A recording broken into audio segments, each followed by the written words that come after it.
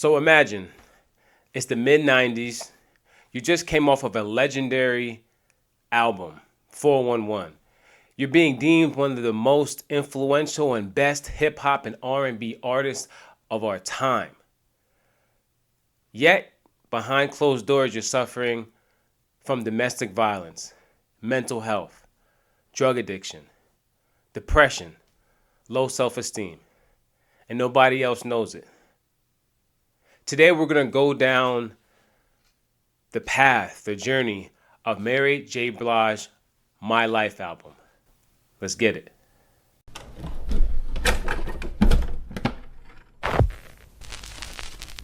Yeah, but have you heard it on vinyl? Welcome to Good Music. This channel, we're going to dive deep into some vinyl classics. We focus on hip hop, R&B, soul, and jazz. Today we're highlighting Mary J. Blige's album, My Life, which is her second album, right after the legendary 411 album. In my opinion, this My Life album is also legendary. It has some crazy hits, Mary Jane, My Life, Be Happy. There's some secrets about this album that a lot of people don't know. I've been keeping this a secret for years, but I think it's finally time to come clean. I don't like your attitude. There are songs that were supposed to make it to this album that didn't, that were just too angry, that the record companies were saying, no, you can't put this out. It's not marketable. It's not gonna have a good impact on the listeners. They're not gonna enjoy it. And this is a problem that I have with the industry. They take art and their focus is about making profits instead of trying to relate to people, which is why people want to push out art. That's why when they want to push out this music, but they put a chokehold on the artists, right? So unfortunately, there's some tracks that are considered angry that we're probably never going to get. And it's really unfortunate because it would really add value to this album, right? We relate to this album. We've been through heartbreak. We've wrestled with this person is not good for us and we should leave. We've wrestled with moments that we don't want to feel anymore and we want to be numb and we want to go out to the club and we want to drink and we relate to these issues. I can see what they're doing, what he's doing. I can see it, I feel it. He's cooking. So to take the anger piece out of it and take those anger songs out of it just doesn't do enough justice to this album. It doesn't do justice. I mean, the album is fire as it is, but imagine if she had those heart-wrenching tracks where she was just letting it go.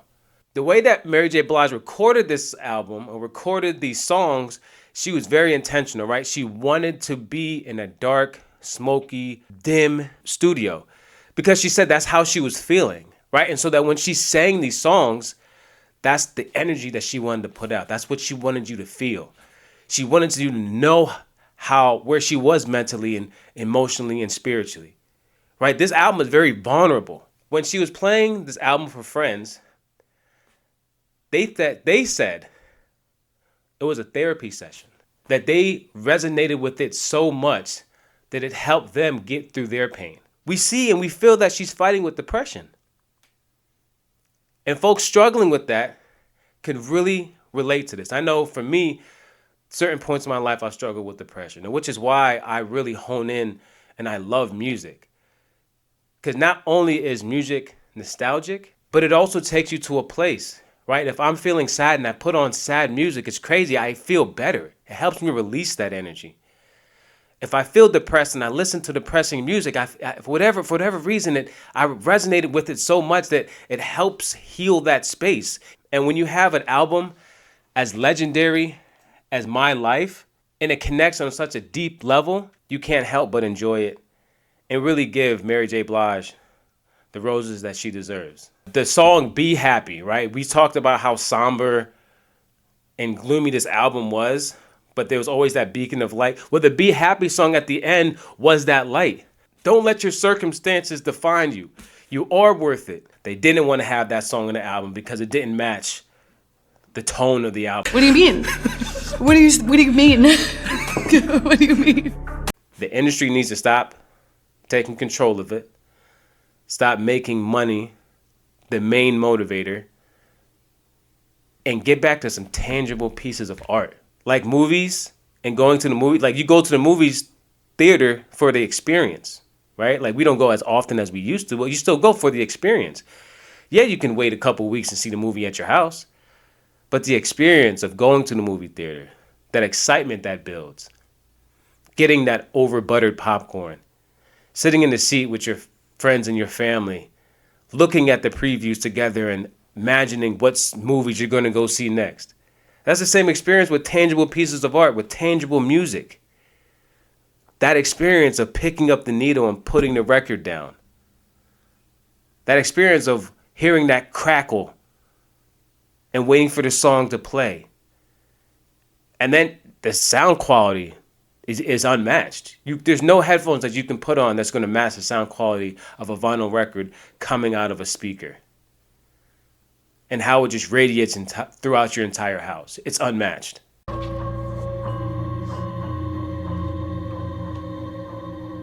Someone cooked here. So let's get back to the art, guys. Let's get back to the art. Streaming has its place, but vinyls aren't going anywhere. A couple facts that I researched, right? Like some of the ones that people probably know, that she was on a tight crunch. She only had 2 months to record this album. Her voice was going, so you can even hear it in some of the songs. The album was heavily influenced by Marvin Gaye. What are some other facts that you've discovered or that you know about this album? Or were you in New York when she was making this album? Like, what was that like? Like, did you ever cross paths with Mary J. Blige? Let me know in the comments. So the first song that we're going to talk about is the song Mary Jane. And it's a song that's a kind of a cover. They sampled it from a group called the Mary Jane Girls, and the song was originally called All Night Long. And you can hear it in the lyrics when you say, all night long.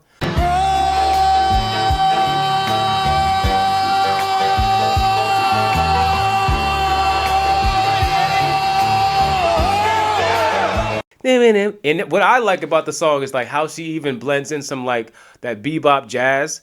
And is that the right word for that? That bebop jazz, right? That makes the song fire. This song was the third single released from the album. It was made in 1995. The remix had LL Cool J on it. What she really did with the song is she made it hers. Like, because of this song, they were saying that Mary J. Blige was going to continue to be amongst the greats. They were saying that she's going to be up there with Gladys Knight and Billie Holiday.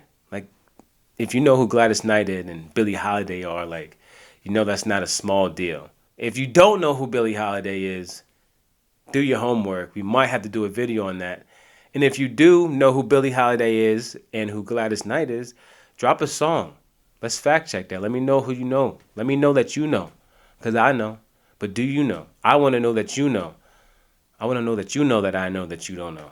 So drop a comment if you know them. Or drop a song. Thank you. Anyway, and this song came right after the intro. You knew the album was going to be gloomy. The first track, the first...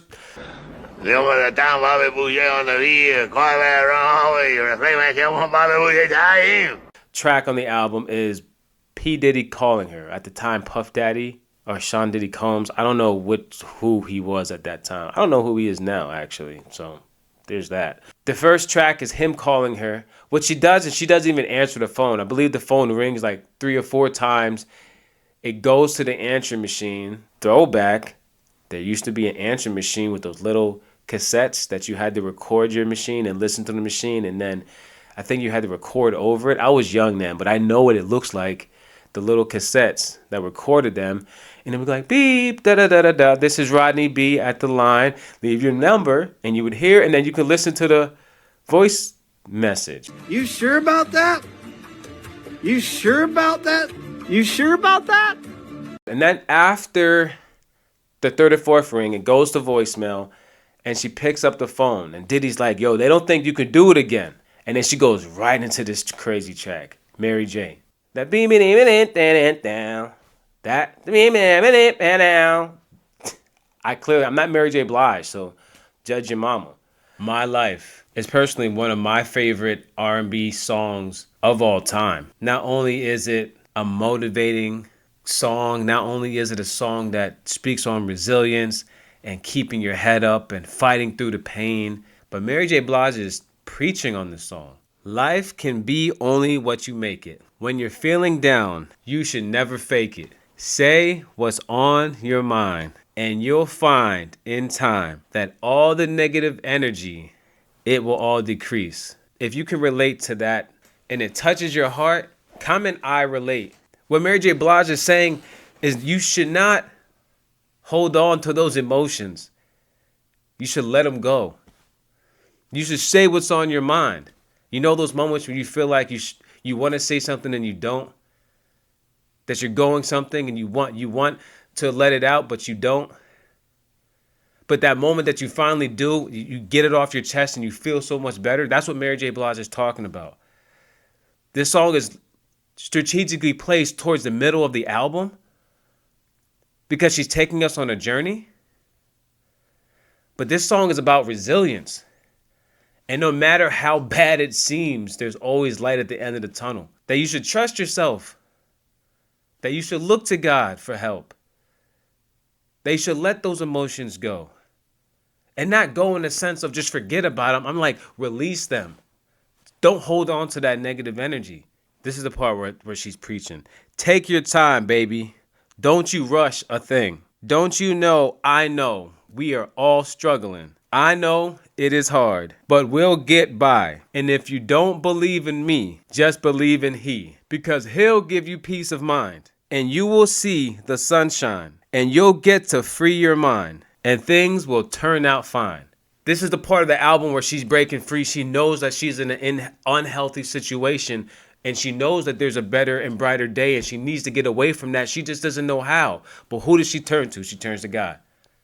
And I come from the Christian faith base, and not everybody comes from that faith base. And I'm not knocking nobody else that does, but if you believe in that higher power, that's who Mary J. Blige is talking about, right? You just know that there's a better day. Do you remember those days that you turned on music and it made you feel better? Or those days that you had to get down and pray? Let's talk about it, man. Let's build community. Now we're going to dive into the last track of the album, Be Happy. You know, Mary J. Blige took us on a journey of her heartbreak. She took us on a journey through her depression. We seen her fighting through it. We seen her being resilient in the midst of it.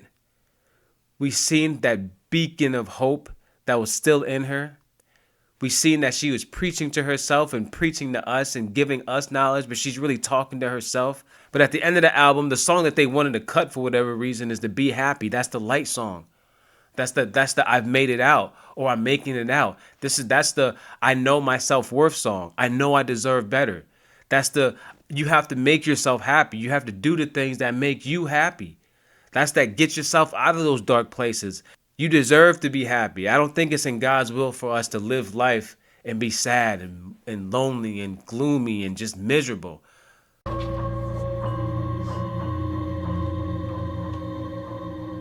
Someone cooked here. Mary J. Blige is taking a stance and saying, I am going to be happy.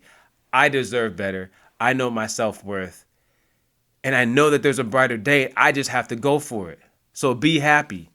Thank you guys for taking this journey with me today. I hope you enjoyed the journey that she took us on as much as I enjoyed the journey. And if I missed anything, drop it in the comments. Let me know so we can learn together. That's community. My hope is that we build a strong community of music lovers that truly value the essence of music. They really want to deep dive on music and is tired of the bullshit music that's being pushed out on the radio that is literally polluting our minds. Ew! Get off of me! Ugh, as if. This is Rodney. Be GUD Music. Until next time, I'm out. Peace. Slow jams all up in the room, whispering sweet nothings.